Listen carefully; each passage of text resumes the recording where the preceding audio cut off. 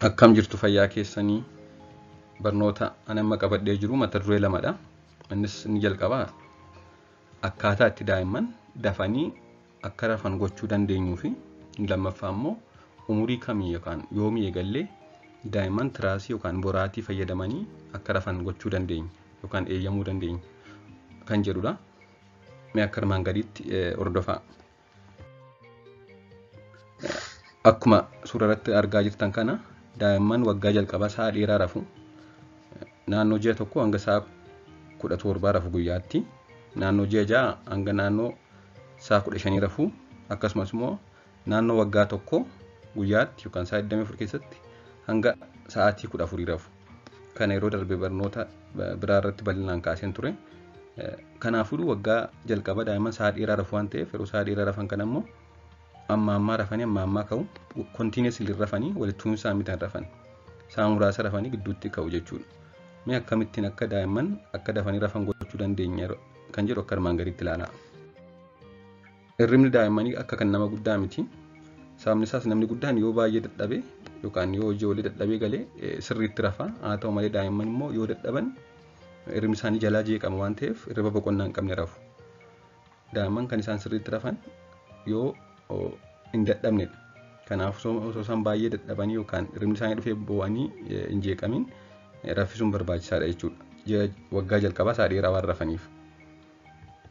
Akkaataa itti akka daa'imni dafee rafu gochuu dandeenyu keessaa kan qorannoon mirkaneesse kanneen armaan gadiidha. Innis ni jalqabaa daa'imman itti fooxaa maruu yookaan swaadilingii kan jedhamu. Daa'imman itti fooxaa maruun faayidaa hedduu qaba. Akka isaan hirriba boqonnaa qabuuf dafanii rafan taasisuun dabalata. Dhukkubbii hir'isuu fakkeenyaaf yeroo talaallii fudhatan yeroo kittaanaman ijoollee sawwa tokko tokko malee hiixatanii boo'aniif akka garaa ciniinnaa qabaniif akkasumas immoo xiqqaatu qeensi isaanii qara waan ta'eef akka of hin moccorre akka fuula isaanii hin moccorre taasisa jechuudha. Daa'immanitti fooxaa maruun akkaataa itti daa'immanitti fooxaa maran kanaan dura barnoota ta'e hojjedheen ture. Kanaafuu daa'immanitti fooxaa maruun akka isaan dafanii rafan isaan taasisa. Keessumaa ji'a arfan jalqabaa. Haa ta'u malee kan beekuu qabnu yeroo daa'immanitti fooxaa marru ni jalqabaa marsaa tokko caalaa itti maruu yookaan itti naannessuu hin qabnu. Akkasumas baay'isee mudduu hin qabu.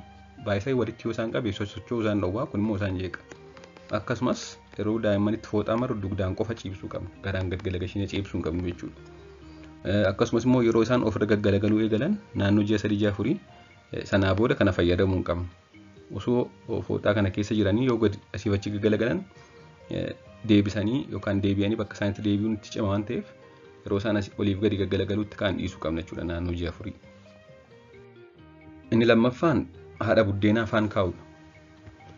Yookaan pacifier jedhama inni kuni haadha buddeenaa afaan kaa'uun faayidaa hedduu qaba. Naannoo ji'a tokko eegallee fayyadamuu dandeenya kana qulqullina isaa eegne. Faayidaan haadha buddeenaa hedduudha. Isaan keessaa inni jalqabaa akka isaan dafanii rafan taasisa. Inni kaan immoo akka isaan ammaan bulgaafannis ni fayyada. Akkasumas faayidaa hedduu qaba. Ji'a tokkoon dura kennuuf hin qabnu osoo umuriin isaanii ji'a tokkoon ta'in ji'a tokko eegallee garuu kennuuf hin dandeenye. Akkasumas immoo haadha buddeenaa kan akka harma hodhuu bakka buusuu hin qabnu. Yeroo isaan beelaan kennuuf hin qabnu jechuudha. Erga isaan hodhanii quufanii booddee yoo kennineef ta'uu qaba. Inni sadaffaan sagalee faaruu fakkaatu kan daa'imman sossobuuf gargaaran dhageessisaa baatanii sosochoosuu.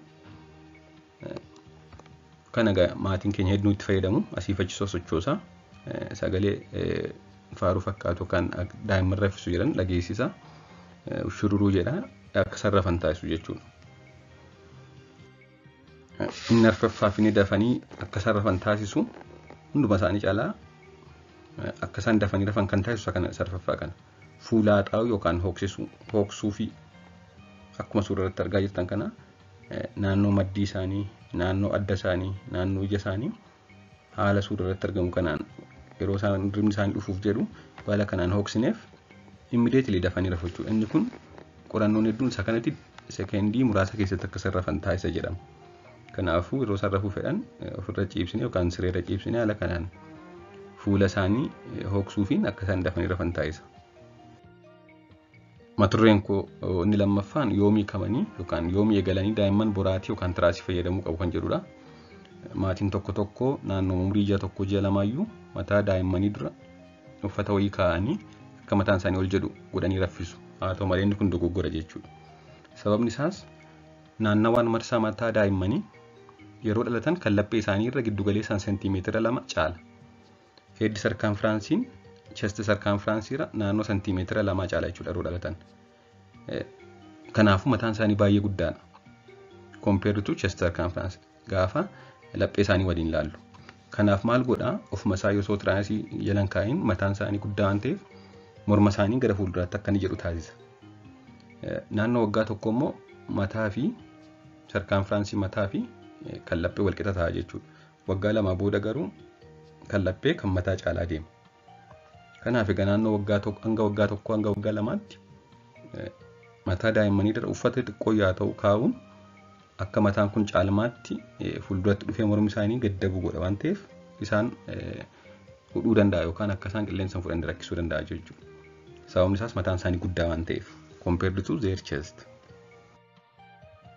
Daa'imman yeroo ciibsinu haa xiqqaatu boraatii yookaan tiraasii mataa isaanii jala kaa'uu hin qabnu jechuudha. Hanga naannoo giddu galeessaan hanga naannoo waggaa 2tti.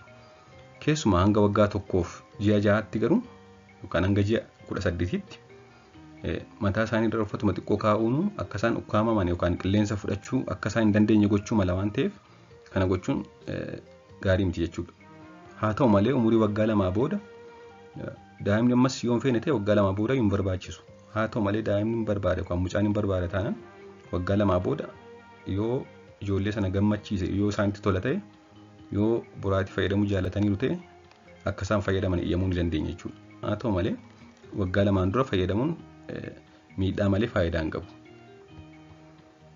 Amma mucaan kun akka suuraa irratti argaa jirtan irratti mataa dura tiraasii yookaan boraatii waan jiruuf mataa guddaa yeroo ijoollummaa jiru sana gara fuulduraatti dhiibee mormi daa'imaa akka fuulduratti cabe godhee jira. Kun immoo akka daa'imni qilleensa fudhanne hin ukkaamsa jechuudha. Tiraakiyaa naaroo godha yookaan qalleessa ujummoo qilleensa fudhachuu akka hin dandeenye taasisa jechuudha. Waan dhaggeeffattaniif hedduu galatoomaa turtii gaarii.